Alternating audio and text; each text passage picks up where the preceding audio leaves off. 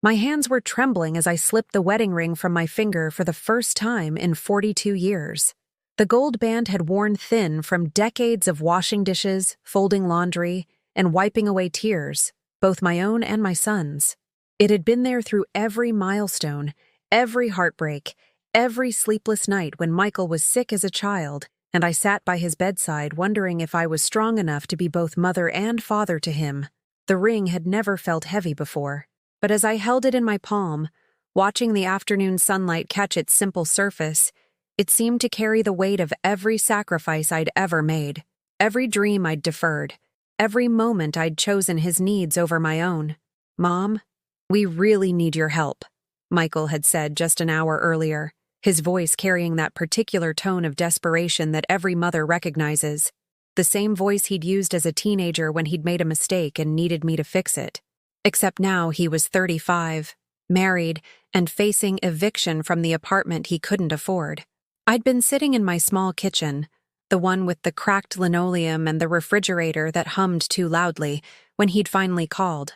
3 weeks had passed since I'd last heard from him. 3 weeks of silence that felt like an eternity when you're 60 years old and your son is the only family you have left in this world. "The landlord won't wait any longer," he continued, and I could hear his wife Sarah in the background, her voice sharp with anxiety. "We need $1,500 by Friday or we're out on the street." $1,500. More than my entire monthly pension. More than I'd ever had in my savings account at one time since Richard died 8 years ago. But as I listened to my son's voice crack with worry, I knew there was only one thing of value I possessed. One thing that might save them from the humiliation of homelessness. The ring had belonged to Richard's grandmother before it came to me. She'd given it to him with tears in her eyes, telling him it was blessed with the kind of love that lasted forever. "This ring," she'd whispered on our wedding day, "has seen 3 generations of happiness. It will protect your marriage, just as it protected mine." For 42 years, I'd believed in that blessing, through Richard's cancer diagnosis, through the long nights in hospital waiting rooms, through the devastating moment when the doctors told us there was nothing more they could do.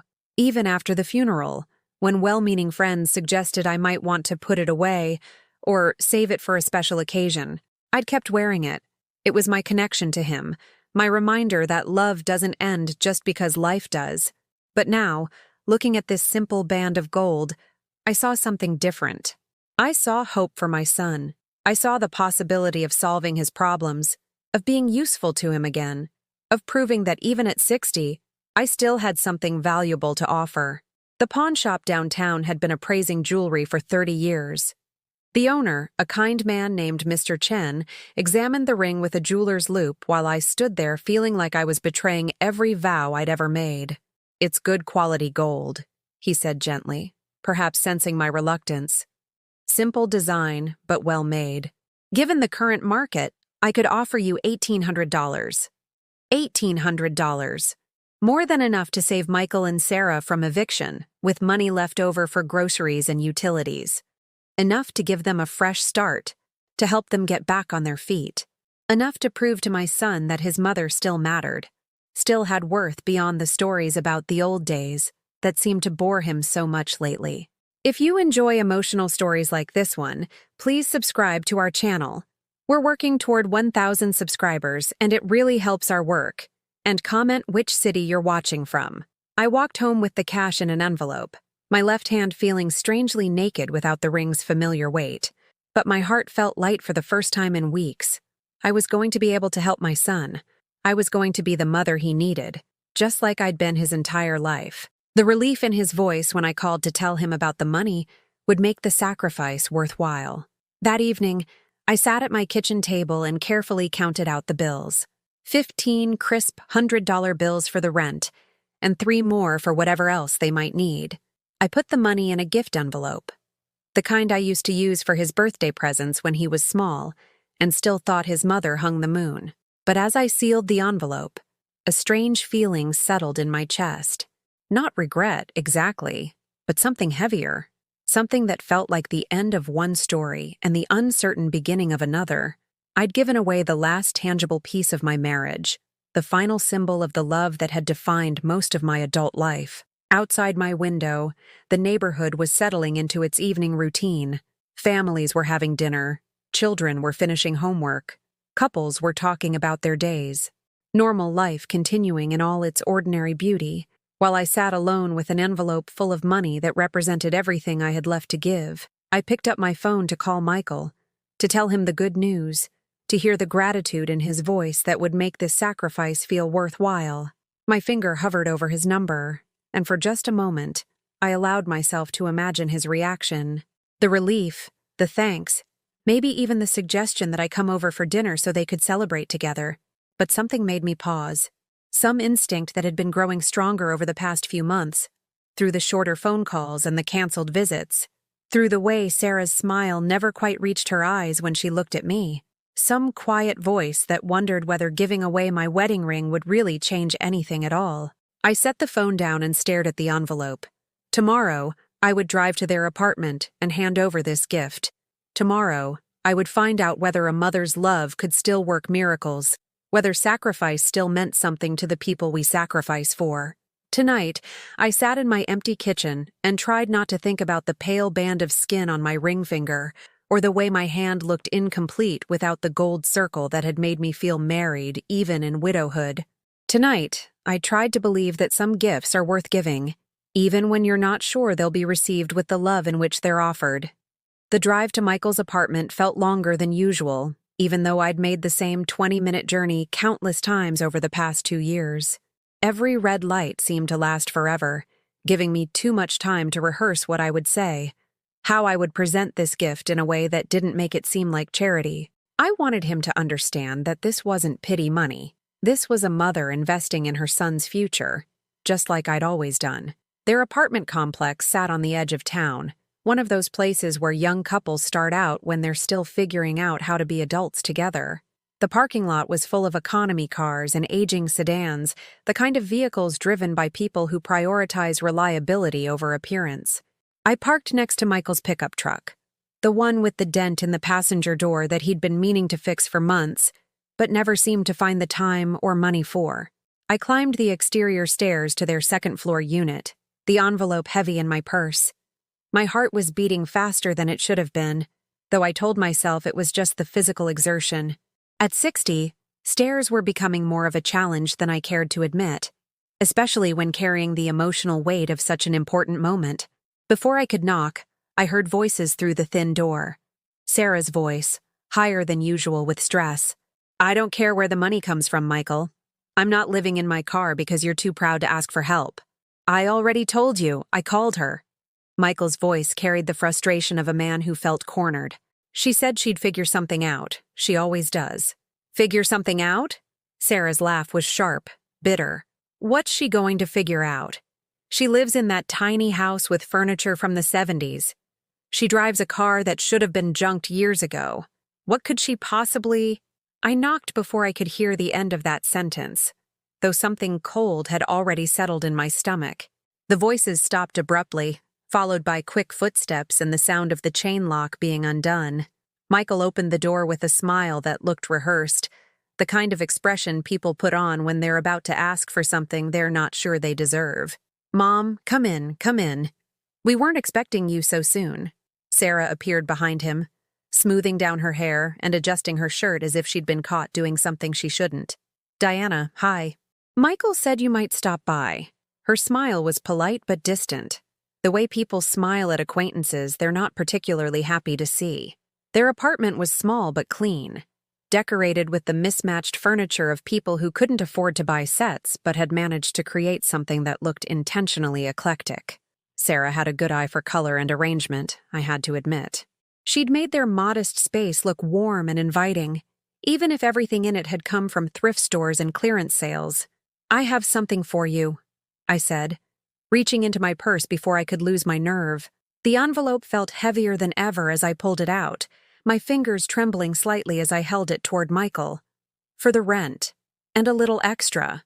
Michael took the envelope with the cautious movements of someone who wasn't sure what they were receiving. When he opened it and saw the cash, his eyes widened. "Mom, this is $1,800.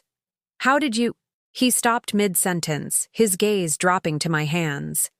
That's when I realized he was staring at my ring finger. The pale band of skin that marked where my wedding ring had lived for 4 decades was impossible to miss. A ghostly reminder of what I'd sacrificed to fill that envelope with cash. "Mom," he said quietly, and for a moment, I thought I heard the little boy in his voice, the child who used to cry when he accidentally stepped on an ant because he was so tender-hearted. "You didn't sell your wedding ring." "It's just a piece of jewelry," I said quickly, hating how defensive I sounded. "Your father would have wanted me to help you. He would have understood." But Michael wasn't looking at me anymore. He was looking at the money, and something in his expression was changing. The grateful son was disappearing, replaced by someone I didn't recognize. Someone who looked almost annoyed. "A piece of jewelry?" Sarah moved closer, and I caught the look that passed between her and Michael. It was the kind of wordless communication that married couples develop, and I knew immediately that they'd discussed this possibility. They'd talked about whether I might be desperate enough to sell my most precious possession for them. "Mom, this ring." Michael held up one of the $100 bills, examining it as if it might tell him something about the transaction. "How much was it worth? I mean, if this is $1,800, was that the full value? Or did you take whatever the pawnshop offered?" The question hit me like a physical blow. Not, "Thank you for sacrificing something so meaningful." Not, "I can't believe you did this for us." But a calculation. An assessment of whether I'd made a smart financial decision on their behalf. "It doesn't matter," I said, though my voice sounded smaller than I'd intended. "What matters is that you can make your rent payment. You can stay in your home." Sarah crossed her arms, and I noticed she was wearing a new bracelet. Delicate silver with small charms that caught the light. It looked expensive, certainly more expensive than anything I could afford. "Diana, we appreciate this. We really do. But don't you think you should have discussed this with us first? I mean, what if we'd found another solution?" "Another solution?" I looked between them, confused. "Michael said you needed the money by Friday. He said you were going to be evicted." "Well, yes, but..." Michael ran his hand through his hair, a nervous habit he'd had since childhood. "I mean, we're adults, Mom. We should be able to handle our own problems without you having to make such a huge sacrifice." The words were right, but the tone was wrong. He sounded more irritated than grateful, more embarrassed than relieved. As if my help was an inconvenience rather than a lifeline. "I wanted to help," I said, hating how small my voice sounded in their living room. I thought you'd be happy." "We are happy," Sarah said quickly, but her eyes were fixed on the envelope of money rather than on me. "It's just that this ring, it was probably worth more than what you got for it. Pawnshops are notorious for lowballing people. You probably could have gotten twice as much if you'd sold it privately." The room seemed to tilt slightly. I gripped the back of their couch to steady myself, trying to process what I was hearing. My daughter-in-law was critiquing my business acumen, suggesting that my sacrifice hadn't been efficient enough, that I'd somehow failed them by not maximizing the value of my wedding ring. "The amount doesn't matter," I said again, but even to my own ears I sounded desperate now. "What matters is that you're safe, that you can stay here." Michael was counting the bills now, his lips moving silently as he tallied the total. "Actually, Mom, with the late fees and everything, we need $2,200. This is great, don't get me wrong, but it's not quite enough." My heart stopped. "Not enough?" "The landlord already filed the eviction paperwork," Sarah explained, her voice taking on the patient tone people use when explaining something to a child. "So now there are court costs and penalties on top of the back rent. We should have mentioned that earlier." I stared at them, these two people I'd thought I was saving, and felt something crack inside my chest. Not my heart. That would have been too clean, too simple. This was messier, like the sound of trust breaking into sharp pieces that would cut me every time I tried to gather them back together. "But surely," I said, my voice barely above a whisper, "surely $1,800 helps. It's most of what you need." "Oh, absolutely," Michael said, tucking the envelope into his back pocket with casual efficiency. "This definitely helps. We'll figure out the rest somehow." Somehow. As if the $1,800 I'd sacrificed my most precious possession for was just a small contribution to a larger problem that they'd solve through their own resourcefulness. As if my wedding ring had been reduced to a partial payment on their debt. I stood there in their living room, looking at these two young people who seemed more concerned with the arithmetic of their financial crisis than with the magnitude of what I'd given up for them. The silence stretched between us, filled with everything I wanted to say but couldn't find the words for. Outside their window, the sun was setting, casting long shadows across the parking lot where other families were coming home from work, from school, from the ordinary business of living their lives. Inside this small apartment, I was learning that love and sacrifice don't always speak the same language, and that sometimes the people you'd do anything for see your gifts very differently than you intend them. The weeks that followed felt like living in a house where all the clocks had stopped, but time kept moving anyway. I found myself checking my phone obsessively, waiting for a call that never came, a simple thank you text, an invitation to dinner, some acknowledgement that what I'd done mattered, that I still mattered. Instead, there was silence. When I finally worked up the courage to call Michael 3 weeks later, his voice carried the distracted tone of someone multitasking, probably scrolling through his phone while we talked. "Oh, hey Mom. Yeah, we're fine. Thanks for asking."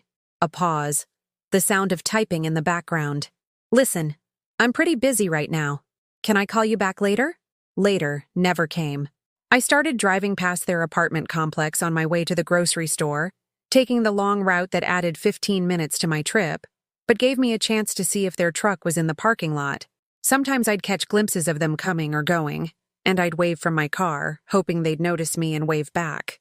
They never did.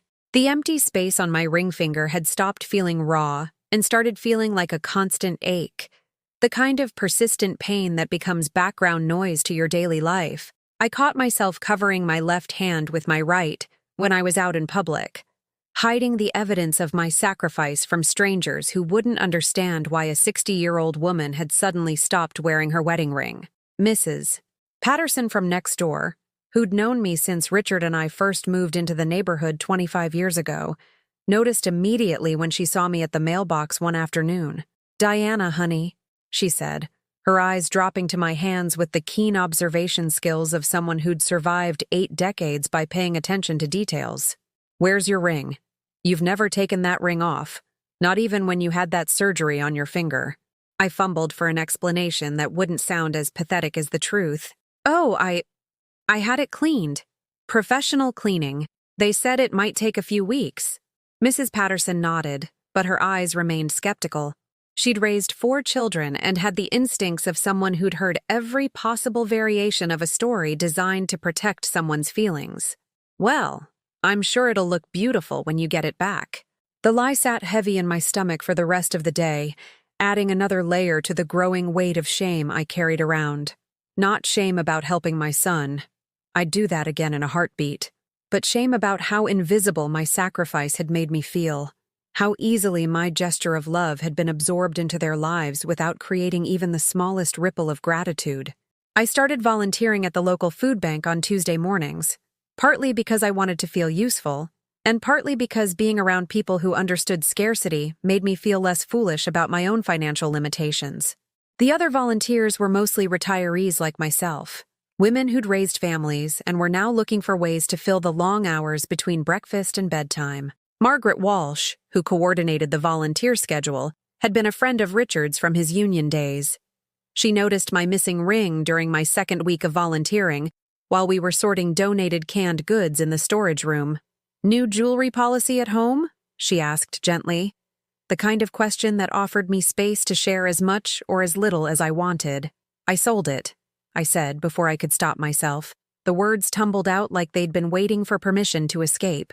"My son needed money for rent, and it was the only thing I had worth anything." Margaret stopped sorting and turned to face me fully, her expression serious. "And how did that work out?" "They used the money," I said, trying to keep my voice neutral. "They stayed in their apartment." "That's not what I asked." Margaret's voice was kind but firm. "I asked how it worked out for you." I couldn't answer because the truth was too complicated and too painful to put into words. How could I explain that helping my son had somehow made me feel more alone than I'd felt since Richard died? How could I describe the way their casual acceptance of my sacrifice had left me feeling used rather than appreciated? Diana, Margaret said quietly, in my experience, when adult children stop saying thank you, it's usually because they've started taking things for granted that they shouldn't take for granted. That night, I found myself calling Michael again, driven by a loneliness that felt like hunger. When he answered, I could hear Sarah's voice in the background, something about dinner plans and whose turn it was to pick up groceries. Hi, sweetheart, I said, trying to inject warmth into my voice despite the way my stomach churned with anxiety. I was just thinking about you both. How are things going? Fine, Mom. Everything's fine. His voice sounded strained, as if my call was an interruption he hadn't wanted to deal with. I was wondering if maybe you and Sarah would like to come over for dinner this weekend. I could make that pot roast you used to love when you were little, with the carrots and potatoes the way Dad taught me. A pause. Too long of a pause. Actually, Mom, we're pretty busy this weekend. Sarah's sister is in town, and we promised to spend time with her family. Sarah's sister. I'd heard about her before. Younger than Sarah, recently engaged. The kind of person who always seemed to have exciting news and interesting stories to share. The kind of person who made 60-year-old mothers feel ancient and irrelevant by comparison. Oh, I said, trying to keep the disappointment out of my voice. Maybe next weekend then? Yeah, maybe. Listen, I should go. Sarah needs help with something. The line went dead before I could say goodbye, leaving me standing in my kitchen with the phone still pressed to my ear, listening to the dial tone that sounded like the loneliest music in the world. I looked around my small house, the house Richard and I had bought when Michael was 5, and we thought we'd fill it with more children who never came. The living room with its comfortable but outdated furniture, the kitchen with its ancient appliances that still worked perfectly but looked shabby compared to the modern conveniences I saw in other people's homes. The whole place suddenly felt like a museum of a life that had happened to someone else, preserved exactly as it had been when that life still made sense. For the first time since Richard died, I wondered if this was how I was going to spend the rest of my years. Alone in this house, calling a son who seemed increasingly reluctant to talk to me, trying to convince myself that my sacrifice had been worthwhile when the evidence suggested otherwise. I walked to my bedroom and opened the jewelry box on my dresser, looking at the empty velvet slot where my wedding ring used to rest every night for 42 years. The other pieces, my mother's pearl earrings, a small gold cross Richard had given me for our first anniversary, a watch that had stopped working years ago but that I couldn't bring myself to throw away, looked lonely and incomplete without the ring that had anchored the collection. That's when I noticed the small envelope tucked behind the jewelry box, something I'd forgotten about in the emotional chaos of recent weeks. Inside was a photograph from Michael's college graduation, taken 8 years ago when Sarah was still just his girlfriend, and I was still just his proud mother instead of his financial backup plan. In the photo, Michael's arm was around my shoulders, both of us grinning at the camera with the uncomplicated joy of people who believed the future would be even better than the present. I was wearing my best dress, navy blue with small white flowers, and my wedding ring caught the sunlight, creating a small gleam of gold that the camera had captured perfectly. Looking at that photograph, at the woman I used to be, and the relationship I used to have with my son, I felt something shift inside my chest. Not acceptance, exactly, and not yet the kind of anger that might motivate me to demand better treatment. Just a quiet recognition that the person in that photograph deserved more respect than she was currently receiving. I tucked the photo back into its envelope and closed the jewelry box, but not before running my finger along the empty velvet where my ring used to live. Tomorrow, I decided, I would stop waiting for my phone to ring. Tomorrow, I would stop driving past their apartment complex hoping for a glimpse of the life I'd helped save. Tomorrow, I would start remembering who I was before I became someone whose love could be taken for granted. The breaking point came on a Tuesday afternoon in October, when I decided to surprise Michael and Sarah with homemade cookies. I'd spent the morning baking his favorite chocolate chip recipe, the same one I'd made for his school bake sales and birthday parties, using the ingredients I could barely afford, but bought anyway, because making people happy used to be what I did best. I knocked on their door 3 times before Sarah finally answered, her hair disheveled and her expression immediately shifting from confusion to something that looked almost like annoyance when she saw me standing there with a plate covered in aluminum foil. "Diana," she said, not opening the door wider than necessary to see me. "We weren't expecting you." "I made cookies," I said, holding up the plate like an offering. "Michael's favorites. I thought maybe we could have coffee and catch up." From somewhere behind her, I heard laughter. Not Michael's laugh, but lighter, more feminine. Multiple voices, actually. The sound of people having a good time together. "Oh," Sarah said, glancing back over her shoulder. "Actually, this isn't really a good time.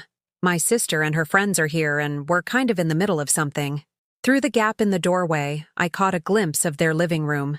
Young women were scattered across the furniture, wine glasses in their hands, shopping bags from expensive stores piled near the couch. One of them was holding up a dress that still had tags on it, while another took photos with her phone. These women were Sarah's age, maybe younger, all dressed in clothes that cost more than my monthly grocery budget.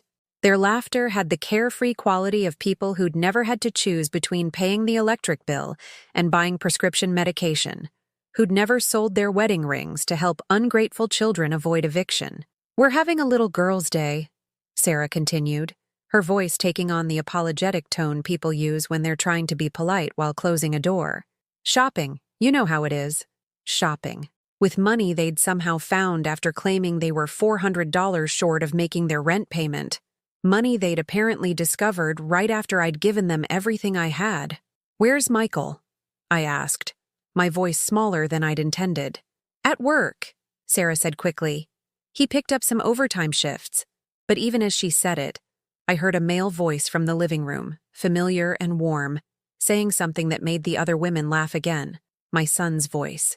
My son, who was supposedly at work, was instead home hosting a party while his mother stood on his doorstep, holding cookies like some pathetic old woman who didn't understand that she wasn't welcome. Sarah must have realized I'd heard him because her cheeks flushed pink.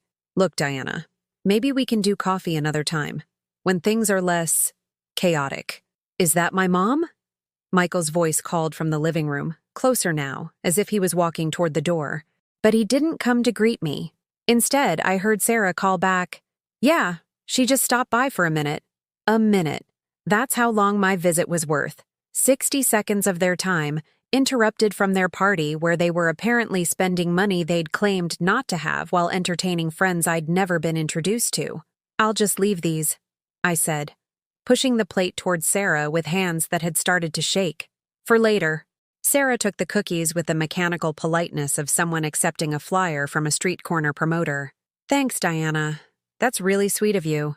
Sweet. The word felt like a slap.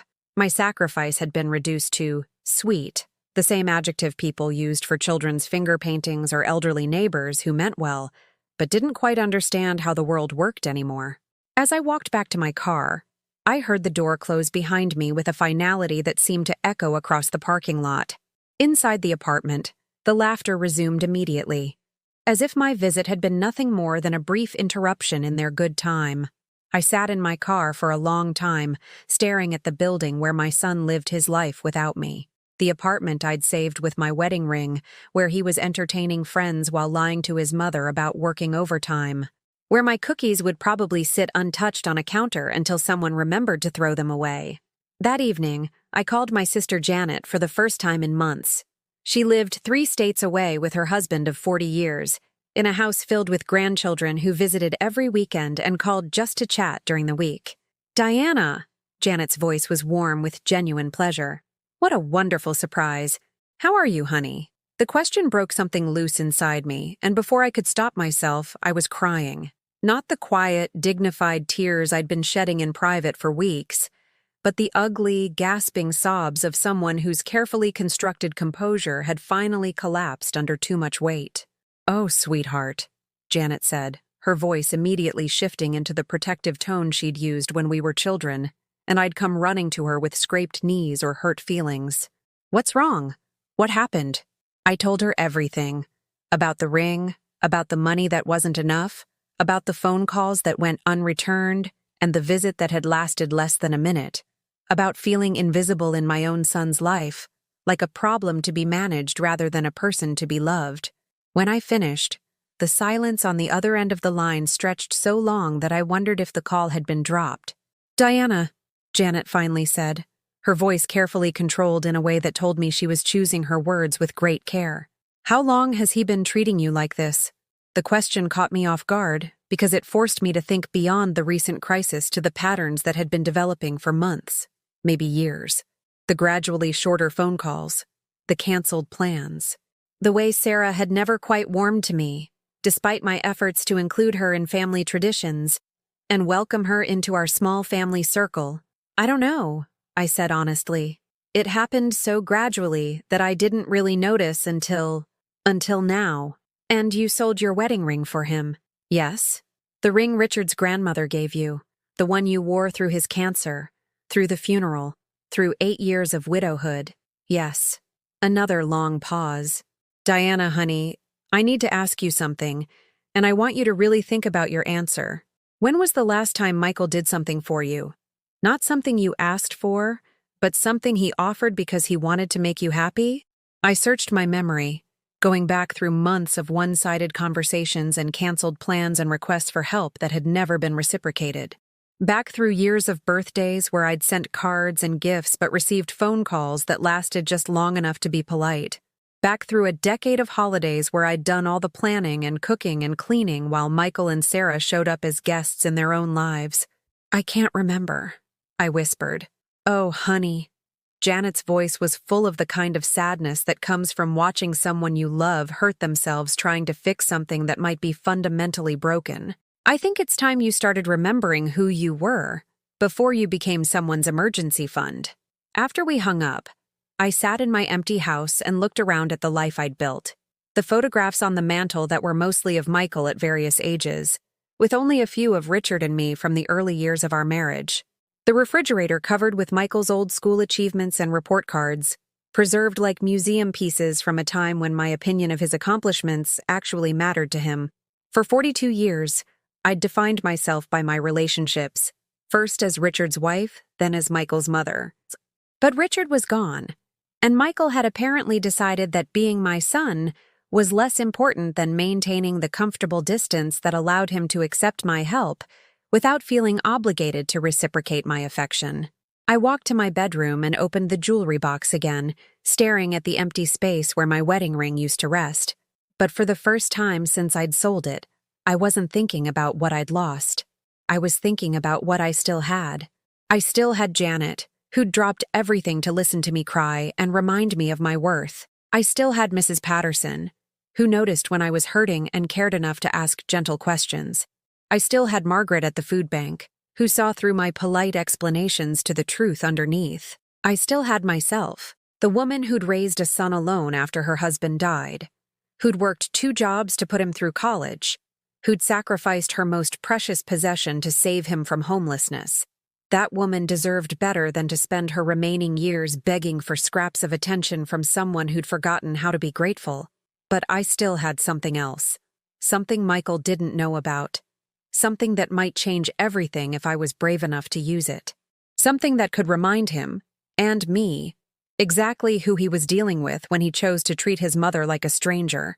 The something I still had was sitting in a manila envelope at the bottom of my desk drawer, beneath old tax returns and warranties for appliances that had long since broken down. I'd forgotten about it completely until Janet's words forced me to remember who I used to be, not just Michael's mother or Richard's widow, but Diana Morrison, a woman who'd once been smart enough and strong enough to plan for the future.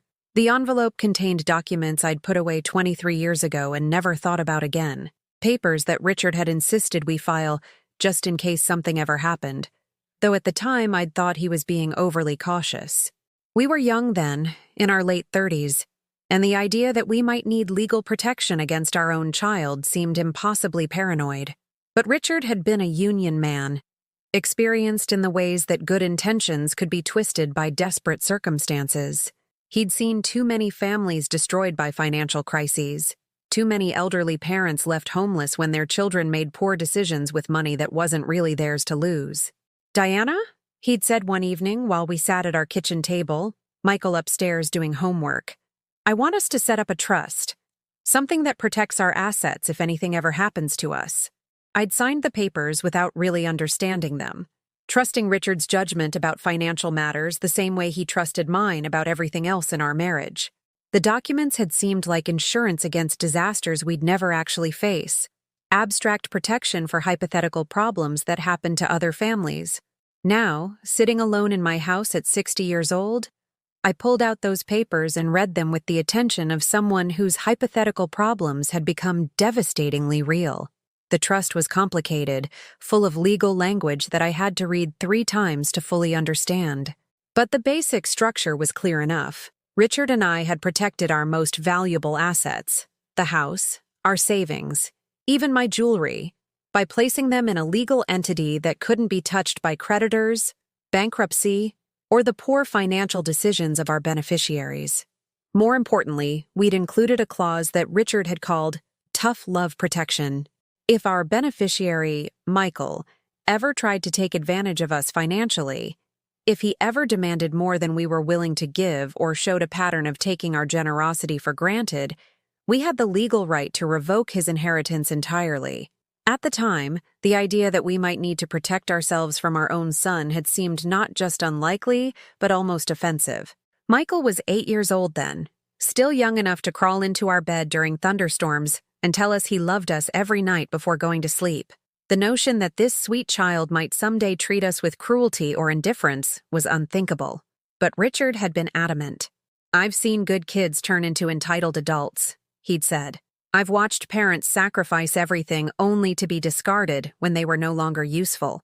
If we raise Michael right, we'll never need these protections. But if we don't, or if life teaches him the wrong lessons, at least we'll have options."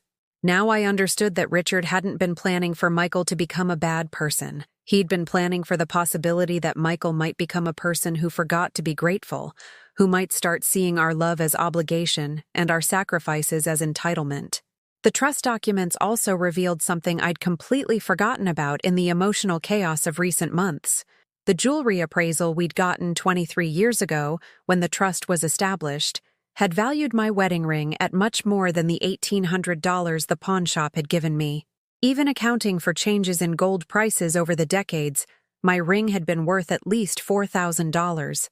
The pawnshop had given me less than half of its actual value, and I'd been so desperate to help Michael that I'd accepted the first offer without negotiating or getting a second opinion.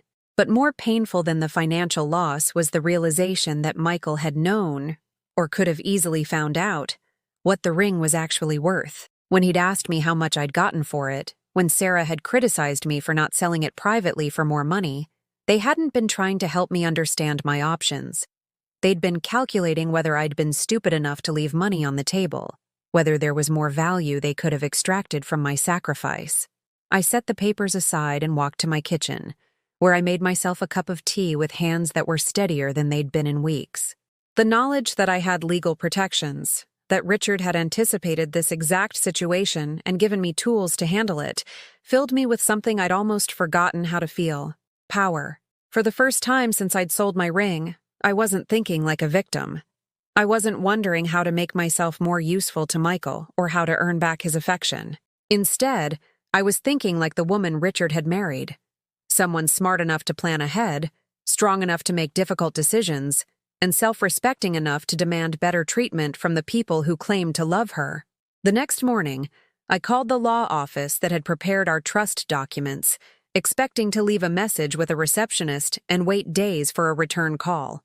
Instead, I was connected immediately to Thomas Brennan, the attorney who'd worked with Richard and me all those years ago.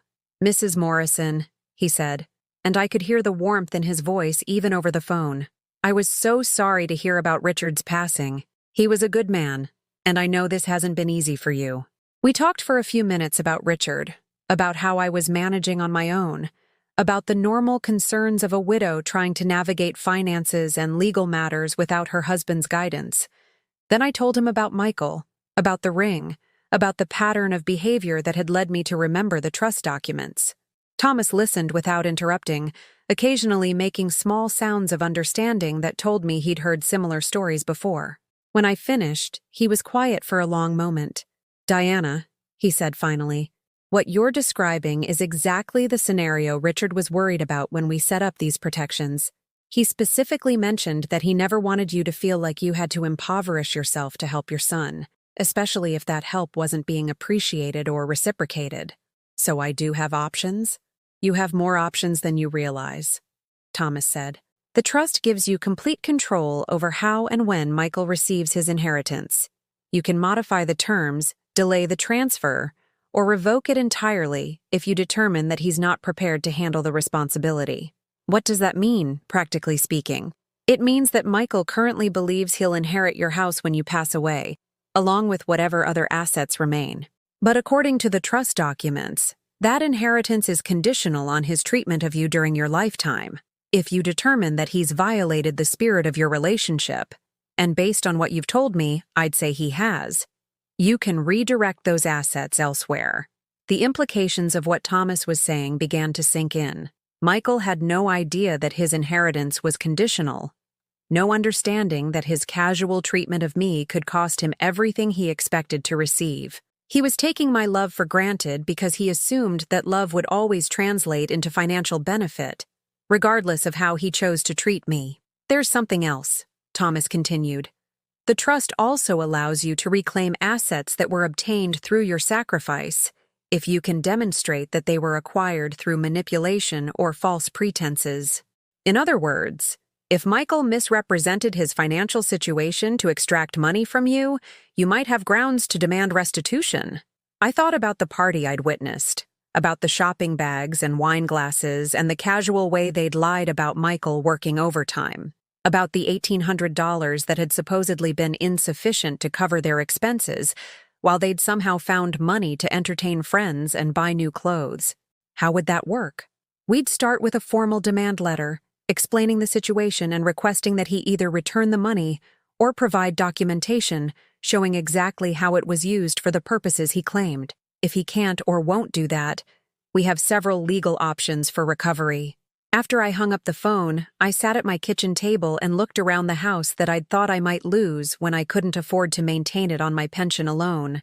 The house that Michael assumed would be his someday, regardless of how he treated me in the meantime. For the first time in months, I wasn't thinking about what I could do to make Michael love me again. I wasn't planning apologies for interrupting his party or wondering how to make my presence less inconvenient for him. Instead, I was thinking about what I owed to myself, to the woman who'd raised him and sacrificed for him, and deserved basic respect in return. The woman Richard had protected with his careful planning and legal documents wasn't the desperate, grateful mother who'd accepted crumbs of attention from an ungrateful son. She was someone who understood her own worth, someone who'd learned that love without respect was just another form of exploitation. That afternoon, I opened a notebook and began writing. Not a letter to Michael, not yet, but a record of every conversation, every canceled plan, every moment when he'd made me feel invisible or unwelcome. I wrote down dates and times and specific words, creating a documentary record of the pattern that had led me to sell my wedding ring for someone who'd treated the gesture like a minor inconvenience. It wasn't anger that guided my pen across the pages. It was clarity, the kind of calm, methodical thinking that comes when you stop trying to fix a relationship and start preparing to save yourself instead.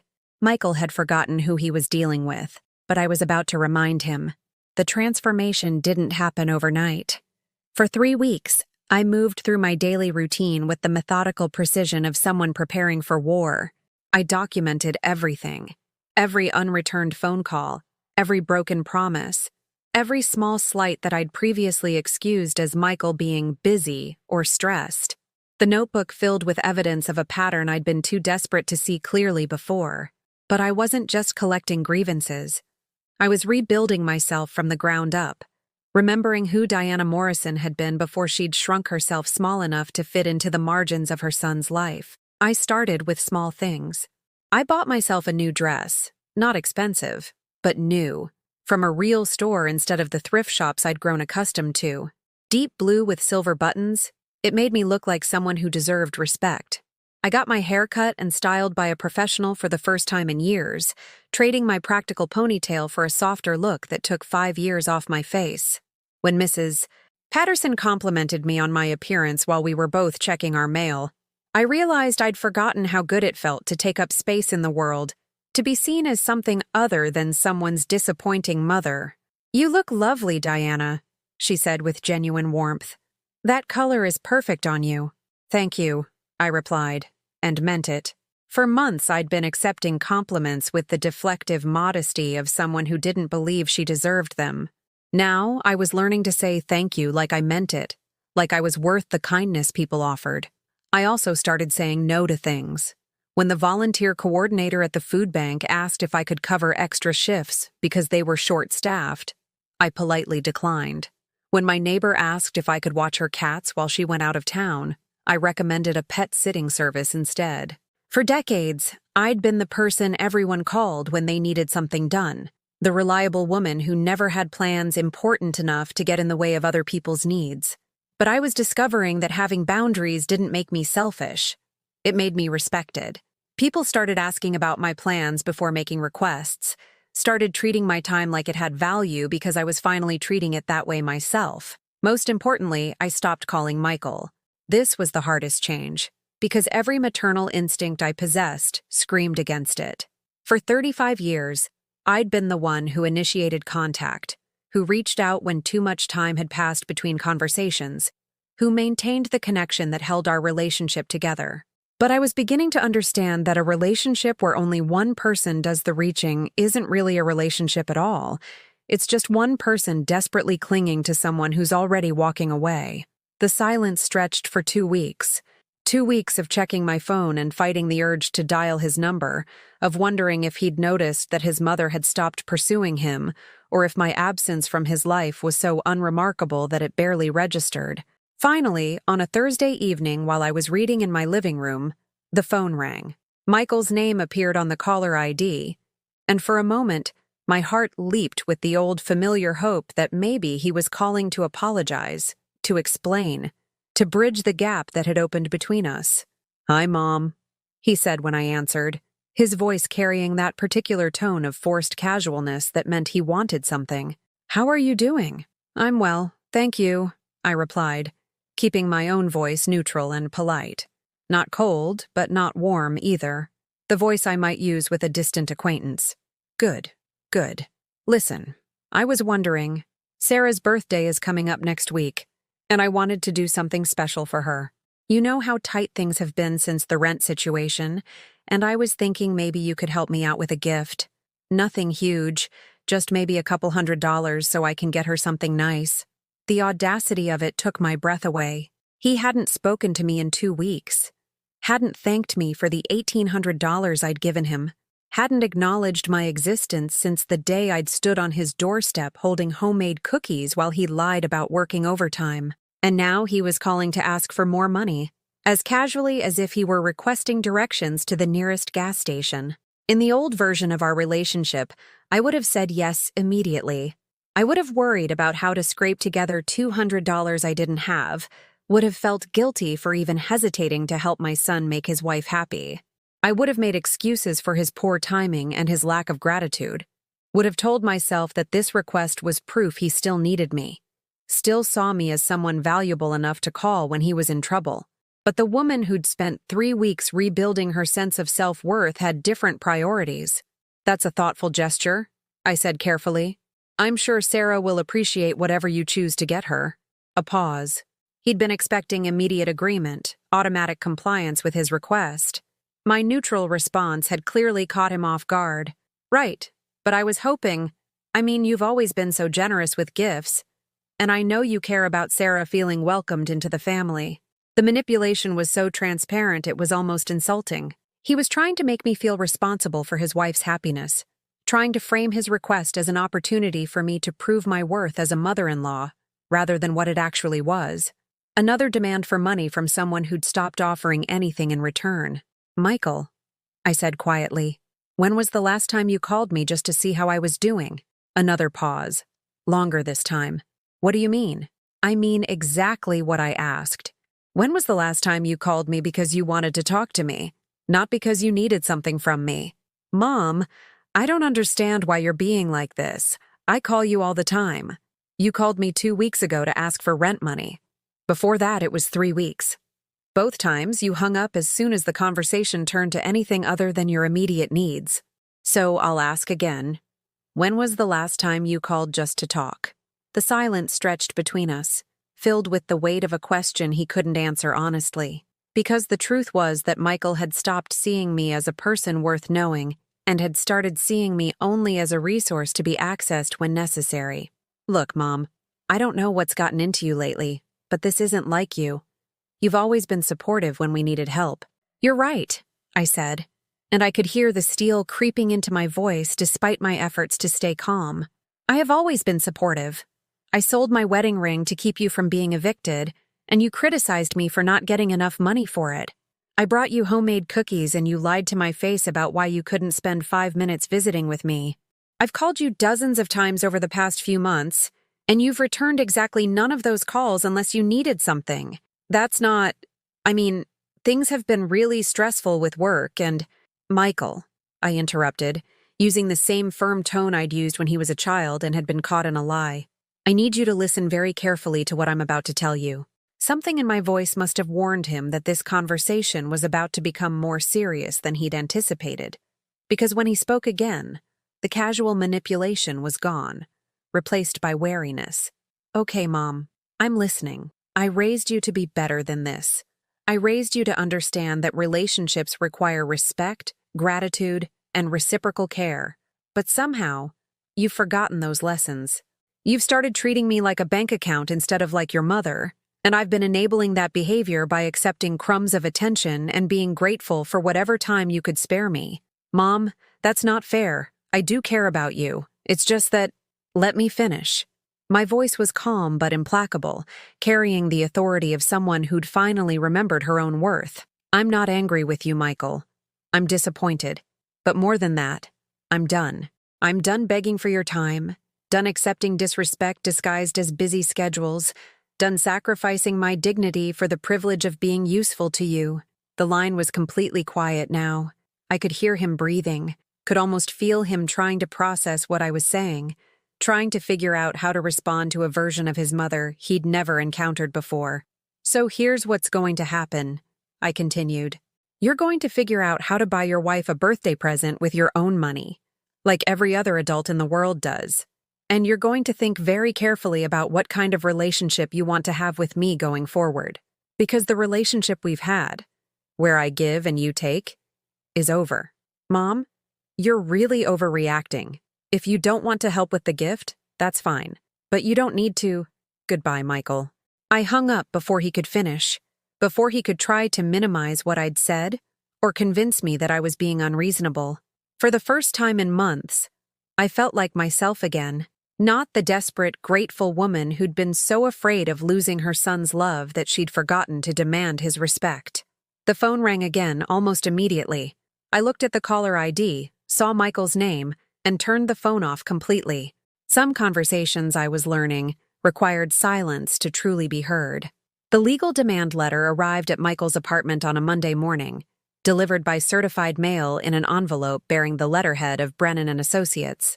I knew the exact timing because Thomas had called to confirm the delivery, his voice carrying the professional satisfaction of an attorney who'd seen too many ungrateful children learn difficult lessons about consequences. I'd spent the weekend in a strange state of calm anticipation, like someone waiting for a storm they'd been tracking on radar for days.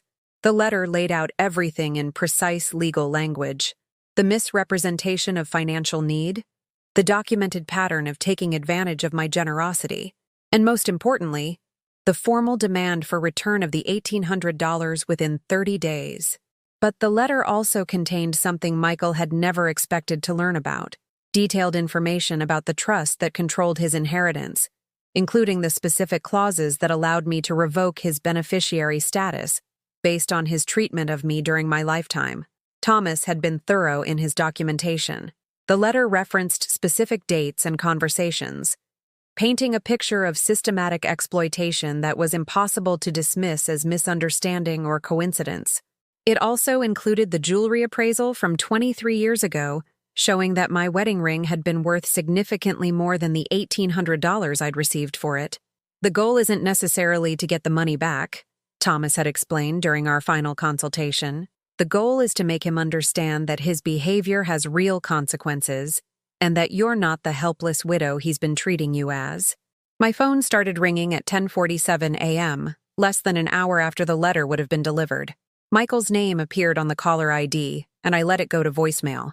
He called again 15 minutes later, then again 30 minutes after that. By noon, he'd called 7 times, each voicemail message escalating from confused to desperate to angry. I listened to them all with the detached interest of someone observing a scientific experiment. In the first message, he sounded genuinely bewildered. "Mom, I got this letter from some lawyer and I don't understand what's happening. Can you please call me back?" By the fourth message, panic had crept into his voice. "Mom, this is crazy. You can't be serious about this trust thing. I'm your son. We can work this out without lawyers." The seventh message revealed the anger that had always been lurking beneath his entitled demeanor. "You know what, Mom? This is ridiculous. After everything I've been through, after all the stress I've been under, now you're threatening to sue me? Over $1,800? I can't believe you're being this petty." Petty, as if demanding basic respect and honesty from my own son was a character flaw on my part. That evening, as I was preparing dinner for one in my quiet kitchen, I heard a car door slam in my driveway with unusual force. Through the window, I saw Michael striding toward my front door, his face set in the expression of righteous indignation he'd worn as a teenager when he'd been caught breaking rules and decided the best defense was aggressive offense. He didn't knock. He used the key I'd given him years ago for emergencies, letting himself into my house like he owned it, which, until recently, he'd probably assumed he eventually would. "Mom," he called as he walked through my front door without invitation, his voice echoing through the small house with the authority of someone who'd never been taught that other people's homes required permission to enter. "We need to talk about this insane letter." I turned off the stove and walked into the living room, where Michael was pacing back and forth like a caged animal, the legal document crumpled in his fist. Sarah stood near the doorway, her face pale with what might have been embarrassment or might have been fear. For the first time since I'd known her, she looked younger than her years, like a child who'd been caught doing something she knew was wrong. "Hello, Michael," I said calmly, settling into my favorite armchair, the one Richard used to tease me about because it was positioned to command the best view of the entire room. "I see you received Thomas's letter." "Thomas? You're on a first-name basis with the lawyer who's threatening to sue your own son?" "Thomas Brennan has been our family attorney for over 20 years, I replied evenly. "He prepared the trust documents that your father insisted on, specifically to prevent the kind of situation we're dealing with now." Michael stopped pacing and stared at me as if I'd started speaking a foreign language. "What trust documents? You never said anything about a trust. You never asked about my financial arrangements. You simply assumed that everything I owned would automatically become yours when I died, regardless of how you chose to treat me while I was alive." Sarah shifted uncomfortably near the doorway, and I noticed she was wearing the same expensive bracelet I'd seen during my interrupted visit to their apartment. The bracelet that had been purchased with money they'd claimed not to have, after accepting my wedding ring as insufficient payment for their financial crisis. "This is crazy," Michael said, waving the letter in the air.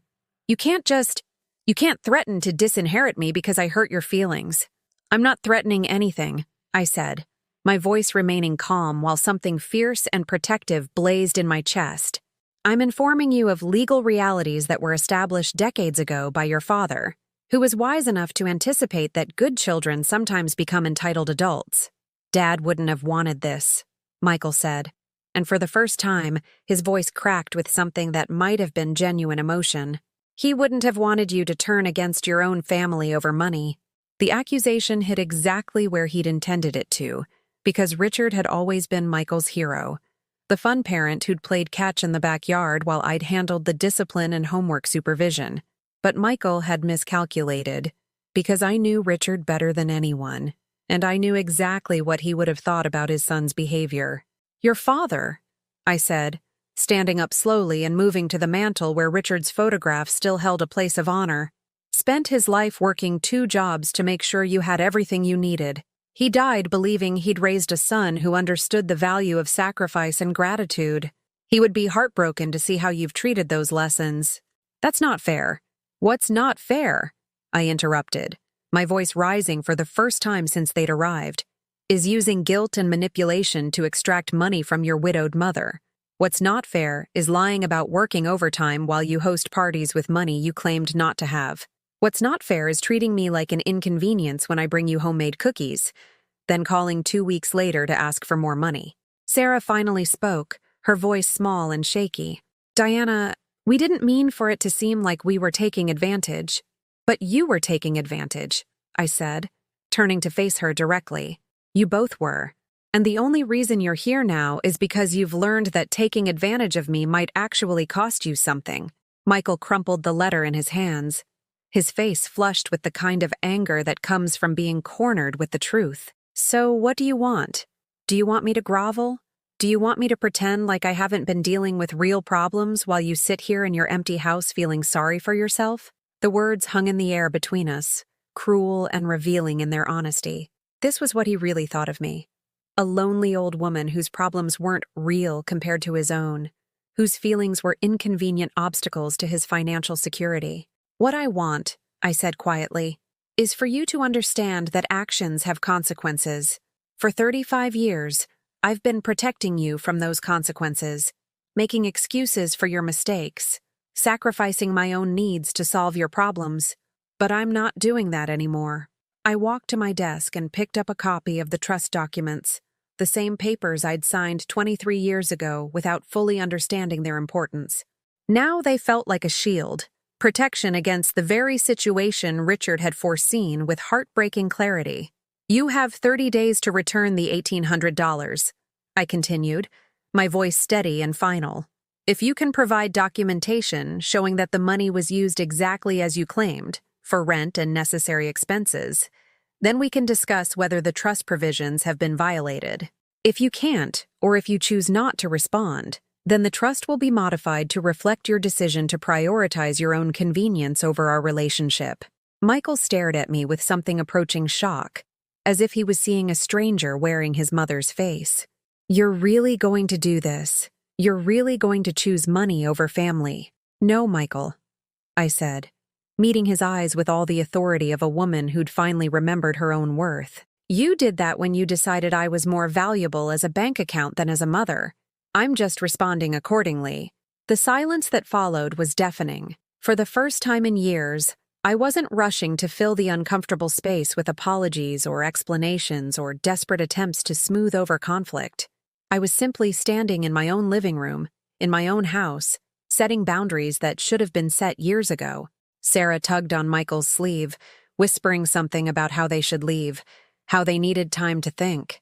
But Michael wasn't ready to retreat yet, wasn't ready to accept that his mother had become someone he couldn't manipulate or guilt into submission. Fine, he said, his voice tight with barely controlled rage. But don't expect me to come crawling back when you realize you've destroyed the only family you have left. He headed toward the door, Sarah following behind him like a shadow, but I called out before they could leave. Michael! He turned back, hope flickering in his eyes as if he thought I might be reconsidering, might be ready to back down and return to our old familiar pattern of his demands and my compliance. Your father's key, I said, holding out my hand. I'll need it back. The hope died in his expression, replaced by something cold and final. He pulled the key from his ring and dropped it into my palm without a word, the small piece of metal feeling heavier than it should have. After they left, I sat in my living room and listened to the sound of their car pulling out of my driveway, possibly for the last time.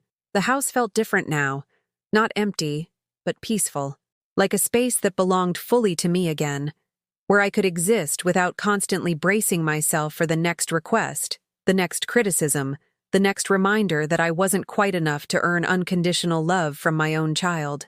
I had given Michael exactly what Richard's careful planning had allowed me to give him, a choice. He could learn to treat me with respect and honesty, or he could discover what life looked like without the safety net he'd taken for granted. The next move was his. 26 days passed in complete silence, 26 days during which I lived my life as if Michael had never existed, and discovered something remarkable. I was happier than I'd been in years, without the constant anxiety of waiting for his calls or wondering when he might need something from me. I found myself sleeping better, eating regular meals, and rediscovering interests I'd abandoned in my desperate pursuit of his approval.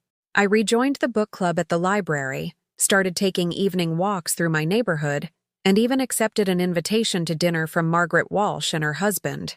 "You look 10 years younger," Margaret told me over coffee after our book discussion, where I'd actually spoken up about the novel we'd read instead of sitting quietly in the back row like I had for months. "Whatever changes you've made, they're working." But on day 27, as I was tending to the small garden Richard had planted behind our house, I heard a car pull into my driveway. Through the kitchen window, I saw Michael's truck, but he wasn't alone. An elderly woman sat in the passenger seat, someone I recognized but hadn't seen in over a decade. Eleanor Morrison, Richard's mother, was 87 years old and had been living in an assisted living facility 3 hours away since before Richard died.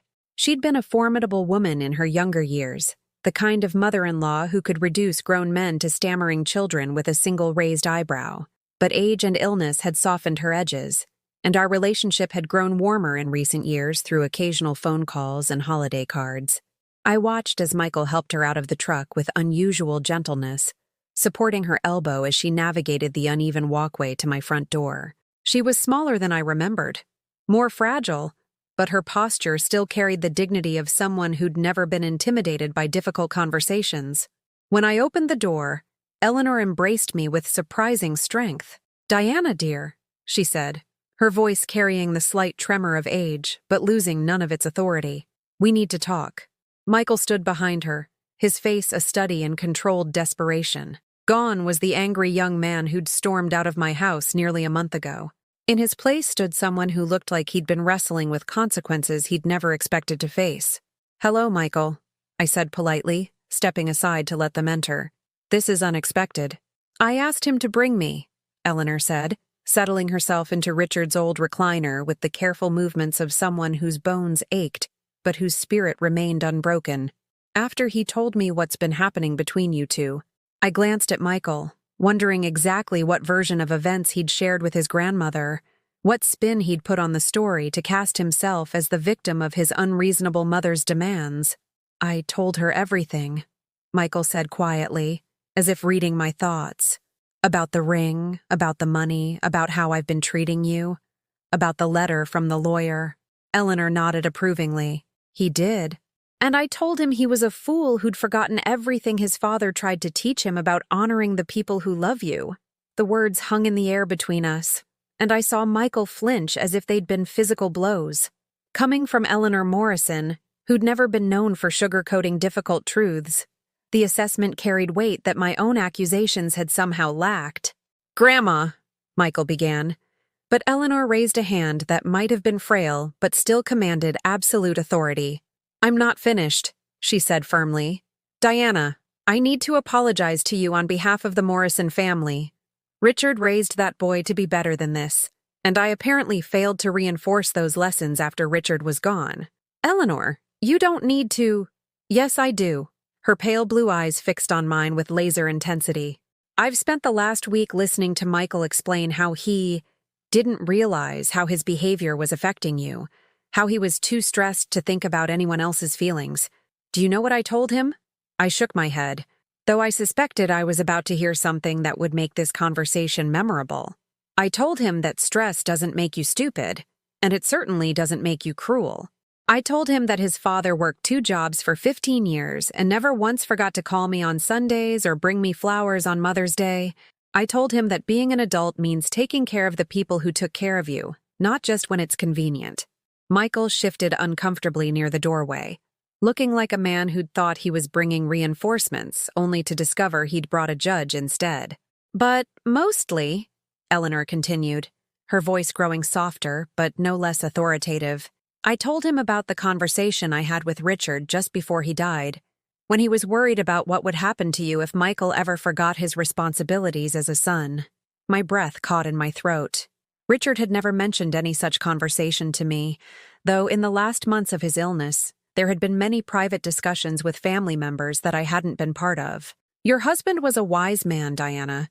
He knew that money without accountability could turn good children into entitled adults.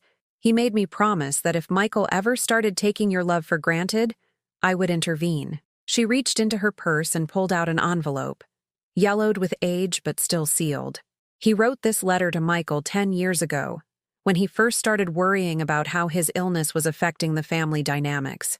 He made me promise to deliver it only if it became necessary. Eleanor held the envelope toward Michael, who took it with trembling hands. Your father knew you better than you know yourself, boy.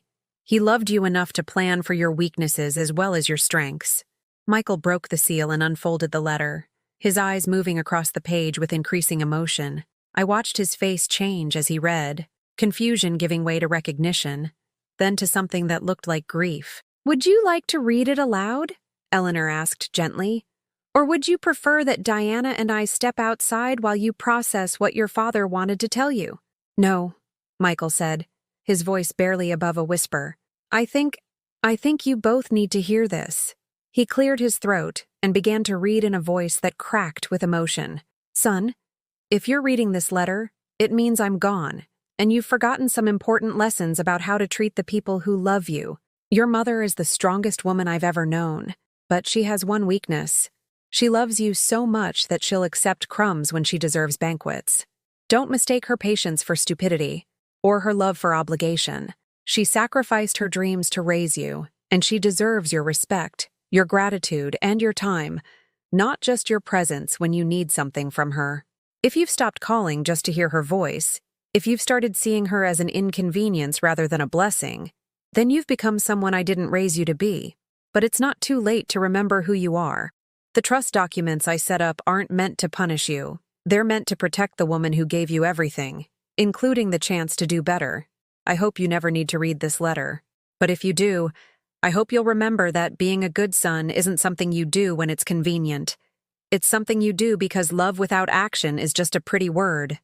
Make me proud. Make her proud. But mostly, make yourself into the man I know you can be. Love always, Dad. The silence that followed was profound. Michael sat heavily on my couch, the letter still clutched in his hands, tears streaming down his face with the ugly honesty of someone whose carefully constructed justifications had just crumbled into dust. I'm sorry, he whispered, not to me specifically, but to the room in general, to the memory of his father, to the version of himself he'd lost somewhere along the way. I'm so sorry. Eleanor nodded with the satisfaction of someone who'd seen a lesson learned the hard way. Sorry is a start. But your father was right. Love without action is just a pretty word. What are you going to do about it? Michael looked up at me then. Really looked at me, perhaps for the first time in years. Not as his mother who could be counted on to solve his problems. Not as an inconvenience to be managed, but as a person who deserved better than he'd been giving. I brought the money, he said quietly, pulling an envelope from his jacket pocket. Not because of the legal demand, but because it was yours to begin with. And I found out where you sold your ring. He handed me a second envelope, thicker than the first. Mr. Chen at the pawn shop still had it. He said he'd been hoping you'd come back for it, that he could tell it meant more to you than the money. I bought it back. Inside the envelope was my wedding ring, gleaming as if it had just been polished, nestled in a small velvet box, along with the receipt showing that Michael had paid significantly more than I'd received for it. Closer to its actual value. It doesn't fix anything, he said as I slipped the ring back onto my finger, where it settled with the familiar weight of promises kept and love honored. But I wanted you to have it back. I wanted to do something right. Eleanor smiled for the first time since arriving. Now that's the boy Richard raised. The reconciliation didn't happen overnight. It took months of careful rebuilding, of learning new patterns of communication, of Michael proving through consistent actions rather than desperate words that he'd remembered how to be a son worth having. But it did happen. Because sometimes love is strong enough to survive even its worst moments. And sometimes the people who hurt us most are capable of becoming the people who love us best. 3 years later, as I write this story, Michael calls me every Sunday morning. Not because he needs anything, but because he wants to hear my voice. Sarah and I have grown close in ways I never expected. Bonded by our shared understanding of what it means to love someone stubborn enough to learn from their mistakes. And every night I twist my wedding ring, Richard's ring returned to me through lessons he taught from beyond the grave. And remember that being old doesn't mean being invisible. Sometimes it means being unstoppable. Sometimes the greatest gift you can give someone you love is the chance to lose you, because only then do they learn what they actually had and what they're willing to fight to keep. I learned that at 62, it's never too late to remember who you are. And sometimes, if you're very lucky, it's not too late for the people you love to remember too.